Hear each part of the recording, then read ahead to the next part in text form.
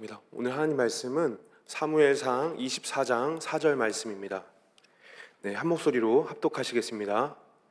다윗의 사람들이 이르되 보소서 여호와께서 당신에게 이르시기를 내가 원수를 내 손에 넘기리니 내 생각에 좋은 대로 그에게 행하라 하시더니 이것이 그날이니라 하니 다윗이 일어나서 사울의 겉옷 자락을 가만히 베니라.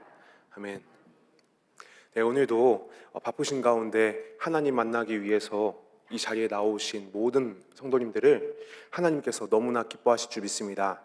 이 시간 하나님께서 이 예배를 기뻐 흠양하시고 또 하늘의 은혜를 넘치게 부어주시길 간절히 소망합니다. 네. 사울이 블레셋과 전쟁 중에 다윗이 엔게디 광야에 있다는 소식을 듣게 됩니다. 그래서 정예병 3,000명을 모아서 다윗을 잡으러 갑니다. 그런데 사울이 그곳에 도착하니까 갑자기 배가 너무 아픈 거예요. 엔게디 광야에는 수많은 동굴들이 있는데 사울은 그 많은 동굴들 중에 한 곳을 택해서 그곳에 들어가 용변을 봅니다. 그런데 놀랍게도 사울이 들어간 동굴에는 다윗과 그를 따르는 사람들이 있었습니다. 어두운 동굴 안에서 다윗과 그를 따르는 사람들이 같이 생활하고 있었는데 갑자기 사울이 들어온 것이죠. 그런데 밝은 곳에 있다가 갑자기 어두운 곳으로 들어가면 눈앞이 보이지 않습니다. 그곳에 적응이 될 때까지 시간이 필요하죠. 반면에 어두운 곳에 계속 있다 보면 어둠 속에서도 앞을 볼 수 있게 됩니다. 사울과 다윗이 그랬습니다. 사울은 급한 마음에 용변을 보러 동굴로 들어갔고 다윗을 보지 못했습니다. 그런데 반대로 다윗은 사울을 본 것이죠. 심지어 사울은 지금 무장을 해체했습니다. 만일 지금 사울을 공격한다면 사울을 잡을 수 있습니다. 유혈 사태에 이르지 않고 상황이 다 끝나는 거예요. 그러면 더 이상 이렇게 도망 다니면서 고생할 필요가 없어집니다. 그런데 그때 다윗과 함께 있던 사람들이 다윗에게 이렇게 말합니다. 4절 상반절 말씀을 제가 읽겠습니다. 다윗의 사람들이 이르되 보소서 여호와께서 당신에게 이르시기를 내가 원수를 내 손에 넘기리니 내 생각에 좋은 대로 그에게 행하라 하시더니 이것이 그날이니이다 하니. 사람들은 여호와께서 사울을 다윗의 손에 넘기셨다면서 다윗 내 생각대로 사울에게 행하라고 합니다. 여기서 우리는 빨간색으로 표시한 내 생각에 좋은 대로에 주목해야 합니다. 이 내 생각에 좋은 대로라는 게 사실 너무나 매혹적입니다. 왜냐하면 사단이 미혹하는 통로가 바로 내 생각에 좋은 대로이기 때문입니다. 내 생각은 언제나 하나님이 아니라 내 앞에 놓인 현실로부터 시작합니다. 그래서 내 눈앞에 보이는 대로, 들리는 대로 주어진 그 현실 값에 맞게 생각을 하게 되고 거기에 하나님은 보이지 않습니다. 하와가 선악과를 먹을 때 선악과가 먹음직하고 보암직하고 또 지혜롭게 할 만큼 탐스러웠다고 합니다. 원래 이전부터 똑같이 그 자리에 있었던 선악과였는데 뱀이 선악과를 먹으면 하나님처럼 될 거라고 하니까 그 선악과를 볼 때 먹음직하다, 보기에 좋은데 한 입 베어 먹으면 나를 지혜롭게 할 거야 라는 생각이 내 생각에 들어온 것입니다. 그리고 이번에 크리스마스 때 청년들이 준비한 뮤지컬을 보면 사단의 노래 가사 중에 이런 부분이 있습니다. 사랑을 알고 있나? 사랑은 오래 참고 사랑은 온유하며 인내하지. 그런데 생각해봐. 너를 괴롭게 하고 너를 아프게 한 자 누구인지. 이제 내가 생각한 그 사랑 내가 전부 줄게. 날 의지해. 이 가사의 멜로디가 떠오르시는 분들도 계실 것 같습니다. 뮤지컬의 내용과 그 안의 곡들이 너무나 좋아서 제가 몇 번이고 돌려봤습니다. 제가 지금 읽은 부분은 주인공이 모든 것을 다 잃어버리고 괴로워할 때 사단이 사랑에 대해 노래하는 장면인데요. 사단이 말하는 사랑이 처음에는 맞습니다. 사랑은 오래 참고 온유하며 인내합니다. 그런데 이 사단이 갑자기 너가 생각해봐 라고 합니다. 그리고는 지금까지 너를 괴롭게 하고 아프게 한 자가 누구냐며 내가 그 생각한 그 사랑을 사단 자신이 주겠다고 하는 것입니다. 하나님의 말씀에서 꿰어낸 것도 사단이었고 지금껏 괴로움과 아픔의 길로 유혹한 것도 다 사단인데 이제는 내가 생각한 그 사랑을 사단 자신이 주겠다는 것이죠. 이처럼 사단은 우리에게 내 생각대로, 내 생각에 좋은 대로라고 속삭입니다. 다윗은 내 생각대로라는 말에 일어나서 사울의 겉옷자락을 베었습니다. 이 사울의 겉옷자락을 벤다는 것은 그냥 단순한 가벼운 의미가 아닙니다. 당시 왕의 옷은 왕권을 상징했습니다. 그러니까 다윗이 사울의 겉옷을 베어버린 것은 사울의 왕권을 무효화한다는 것입니다. 왕에 대한 반역이고 더 나아가서 왕을 세우신 하나님에 대한 반역인 것입니다. 그런데 본문 24장 바로 전에 23장을 보면 다윗은 계속 하나님과 대화했습니다. 2절과 4절, 11절 말씀을 보면 다윗은 사건 앞에서 곧바로 하나님께 물었습니다. 파란색 글씨를 보면 묻고 이르되가 반복됩니다. 그리고 여기서는 내 생각이 하나도 없습니다. 그냥 하나님께 묻고 또 하나님이 말씀하시는 대로 합니다. 굉장히 간단합니다.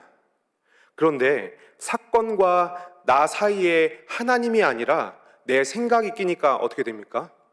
다윗이 사울의 겉옷자락을 베어버립니다. 좀 전까지 하나님이랑 대화하고 하나님 말씀대로 움직였던 다윗이 사람들이 권하는 대로 내 생각대로 행하니까 이제까지와는 전혀 다른 행동을 하게 되는 것이죠. 아무리 믿음의 용사 다윗이어도 말이죠. 그러니까 다윗이 처음부터 믿음이 좋아서 그리고 또 특별해서 믿음의 인생을 살아온 것이 아닙니다. 오늘도 주어진 상황 가운데에서 내 앞에 계신 하나님께 묻고 또 묻고 하나님께서 알려주실 때까지 묻기를 반복했기 때문입니다. 매일을 하나님 앞에서 살아갔기 때문이죠. 그래서 다윗은 시편 116편 1절과 2절에서 이렇게 고백합니다. 함께 읽겠습니다. 여호와께서 내 음성과 내 간구를 들으심으로 내가 그를 사랑하는도다. 그의 귀를 내가 기울이셨으므로 내가 평생에 기도하리로다. 아멘. 다윗의 고백처럼 하나님께서는 지나온 우리의 삶의 자리에서 늘 함께 하셔서 언제나 우리의 세미한 신음에도 귀 기울이셨습니다. 한순간도 놓치지 않으시고 우리의 작은 물음 하나, 작은 기도 하나 다 들으시는 하나님이십니다. 우리가 그 하나님 앞에서 살아가길 원합니다. 하나님과 나 사이에 내 생각을 놓지 않고 평생에 다윗처럼 하나님께 묻고 또 묻는, 그래서 늘 하나님의 말씀대로 살아가는 저와 여러분 되시길 간절히 바랍니다. 하나님께서 물음으로 나아가는 모든 성도님들을 가장 좋은 길로 인도하실 줄 믿습니다. 함께 선포하겠습니다. 하나님께 물음으로 나아갑니다. 5절 말씀을 제가 읽겠습니다. 그리한 후에 사울의 옷자락 뱀으로 말미암아 다윗의 마음이 찔려. 아멘. 다윗이 하나님께 묻지 않고 사울의 겉옷자락을 자르니 곧바로 마음의 찔림을 느꼈습니다. 그런데 여기서 찔림은 히브리어 단어 니카로 치다, 때리다, 두드리다, 벌하다를 의미합니다. 그러니까 하나님께 묻지 않은 다윗에게 하나님이 찾아오셔서 그의 마음을 두드리시는 것이죠. 그러자 다윗은 이렇게 말합니다. 제가 6절과 7절을 읽겠습니다. 자기 사람들에게 이르되 내가 손을 들어 여호와의 기름 부음을 받은 내 주를 치는 것은 여호와께서 금하시는 것이니 그는 여호와의 기름 부음을 받은 자가 됨이니라 하고, 다윗이 이 말로 자기 사람들을 금하여 사울을 해하지 못하게 하니라. 사울이 일어나 굴에서 나가 자기 길을 가니라. 아멘. 다윗은 사울을 여호와의 기름 부음 받은 내 주라고 합니다. 사람들이 사울을 원수라고 지칭했는데 다윗은 사울을 내 주라고 합니다. 그리고 사람들이 사울을 해치지 못하도록 하죠. 왜일까요? 다윗은 하나님이 주시는 그 마음의 두드림에 반응했기 때문입니다. 하나님이 주시는 작은 그 사인에 다윗이 응답한 것이죠. 그러니까 그 전까지 보이지 않던 하나님이 보이기 시작했고, 또 하나님의 말씀이 들리기 시작한 것입니다. 용변을 보느라 무장 해체한 사울이 아니라 사울에게 기름 부으신 그 하나님이 사울을 왕으로 세우시고 지금 이 자리에 계시는 하나님이 보이기 시작한 것이죠. 그래서 다윗은 사울을 내 주라고 하며, 더 나아가 사울이 굴에서 나갈 때 사울에게 엎드려 절했습니다. 사실 다윗은 사울을 세우신 하나님 앞에 엎드린 것입니다. 사실 다윗이 사울의 겉옷 그 자락을 벤 일은 그곳에 있는 모두가 기뻐할 일입니다. 오히려 사람들은 사울의 겉옷이 아니라 그의 목을 베길 원했을 것입니다.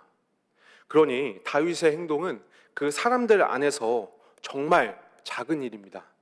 그 누구도 뭐라고 하는 사람이 한 사람도 없을 것이에요. 그러나 하나님께서 다윗의 행동과 그의 중심을 원치 않으셨고 다윗의 마음에 사인을 주셨습니다. 그리고 다윗은 그 하나님의 두드림에 반응해서 자신을 돌이켰습니다. 옛날에 제가 어릴 때 아주 인상적인 광고가 있었습니다. 기억하시는 분들도 계실 텐데요. 광고 문구가 이렇습니다. 모두가 예라고 할 때 아니라고 할 수 있는 친구, 그 친구가 좋다. 예수도 노도 소신 있게. 사람들이 예라고 해도 내 생각이 다르다면 내 생각을 소신 있게 밀고 가라는 것입니다. 누군가의 소리에 귀 기울이지 말고 내 생각대로, 내 마음의 소리에 귀 기울이며 내 소신대로 살아가라는 의미가 담겨 있습니다. 그리고 이 광고가 나온 지 한 20년이 지난 오늘날 사회는 내가 좋은 대로 나 자신을 믿고 내 생각대로 살라고 합니다. 하나님의 소리에 전혀 귀 기울이지 않습니다. 수많은 미디어 매체가 물밀듯이 새롭게 나오고요. 또 그 미디어 내용들을 보면 하나님이 기뻐하실 내용들이 그다지 많지 않습니다. 성경적 세계관과 완전히 대척점을 이루는 미디어의 폭포수 앞에서 우리 자신과 우리 아이들이 서 있는 것입니다. 그러나 하나님께서는 이러한 세대 속에서도 하나님의 택한 자녀의 마음을 두드리십니다. 다윗이 실수할 때마다 다윗의 마음을 두드리셨고요. 하나님의 음성이 들리지 않는 영적 암흑기인 엘리 제사장 시대에는 사무엘에게 말씀하셨습니다. 시대마다 하나님께서는 쉬지 않으시고 사랑하는 자녀들의 마음을 두드리시는 겁니다. 그리고 오늘 하나님께서는 우리의 마음을 두드리시는 줄 믿습니다. 그러므로 모두가 예할 때 아니요라고 하며 내 소신대로 사는 인생이 아니라 하나님의 두드림 앞에서 나를 돌이키는 게 우리에게 가장 복된 길인 줄 믿습니다. 오늘 내게 주시는 하나님 두드림 앞에서 돌이켜서 다시 주님께로 나아가는 우리의 눈과 귀를 하나님이 밝히 열어주십니다. 정답이 없어 보이는 우리 앞에 놓인 수많은 인생의 갈림길 가운데 하나님이 가장 기뻐하시는 길을, 진리의 길을 우리에게 보여주시는 줄 믿습니다. 하나님께서 우리를 그렇게 창조하셨습니다. 그러므로 하나님의 두드림에 반응하는 저와 여러분들 되시길 간절히 소망합니다. 하나님의 두드림에 돌이키는 모든 성도님들 되시길 간절히 바랍니다. 함께 선포하겠습니다. 하나님의 두드림에 돌이킵니다. 예, 다윗은 사울을 죽일 절호의 기회를 놓쳐버렸습니다. 사울의 옷자락을 베긴 했지만 하나님의 두드림에 돌이켜서 사람들에게 사울을 해하지 말라고 선포했습니다. 또 사울이 가는 길에 엎드려서 절했고요. 사울에게 자신이 왕을 충분히 죽일 수 있었지만 그렇게 하지 않았음을 이야기했습니다. 그러니까 놀랍게도 다윗을 향한 사울의 태도가 완전히 달라지는 것입니다.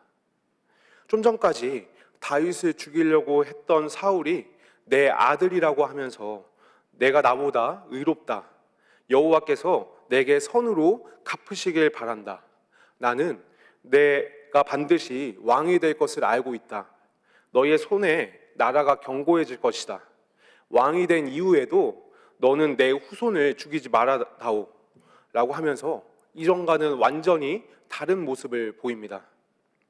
그러면 사울의 태도가 왜 이렇게 달라지게 된 것일까요? 15절 말씀을 함께 읽겠습니다.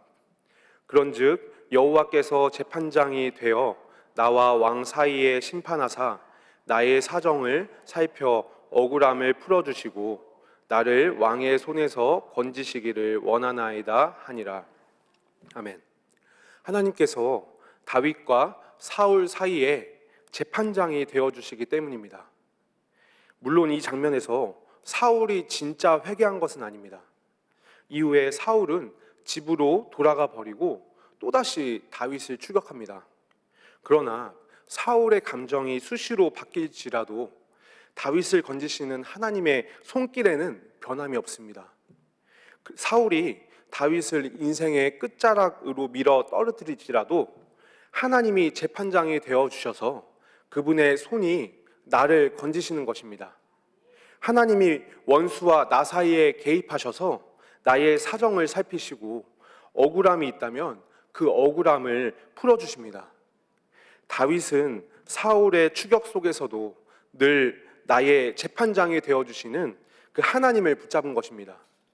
이렇게 하나님을 재판장으로 여기며 하나님 앞에서 살아온 다윗은 시편 23편에 이렇게 고백합니다. 시편 23편 4절부터 6절 말씀을 함께 읽겠습니다.